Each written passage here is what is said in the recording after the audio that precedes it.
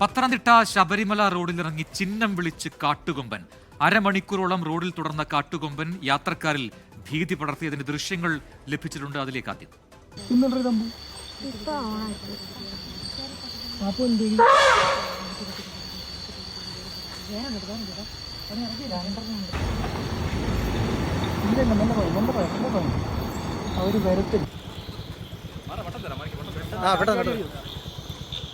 കണ്ണുണ്ട് കണ്ണ്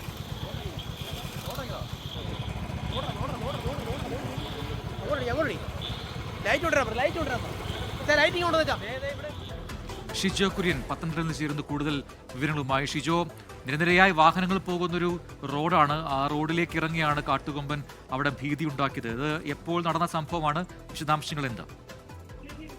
ഇതൊരു പുതുമയുള്ള സംഭവമായിട്ട് പത്തനംതിട്ടയിലെ ആളുകൾ കാണുന്നില്ല. കാരണം അതൊരു നിശ്ചയ സംഭവമാണ്. പത്തനംതിട്ട ജില്ലയുടെ മലയോര മേഖലകളിലൂടെ യാത്ര ചെയ്യുമ്പോൾ രാത്രികാലങ്ങളിൽ കാട്ടാന അടക്കമുള്ള വന്യമൃഗങ്ങൾ റോഡിലേക്ക് ഇറങ്ങാറുണ്ട്.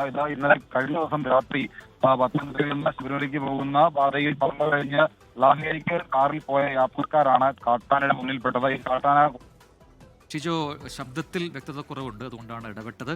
എന്തായാലും ഇത് ശബരിമല പാതയിലാണ് റോഡിലേക്ക് ചിഹ്നം വിളിച്ചുകൊണ്ട് ഒരു കാട്ടുകൊമ്പൻ വന്നത്. അതുവഴി പോകുകയായിരുന്ന യാത്രക്കാർ, വാഹനയാത്രക്കാർക്ക് അല്പം ഭീതി ഉണ്ടാക്കിയ ശേഷമാണ് പിന്നീട് ആ കൊമ്പൻ അവിടെ നിന്ന് പോയതെന്നാണ് അറിയാൻ കഴിയുന്നത്.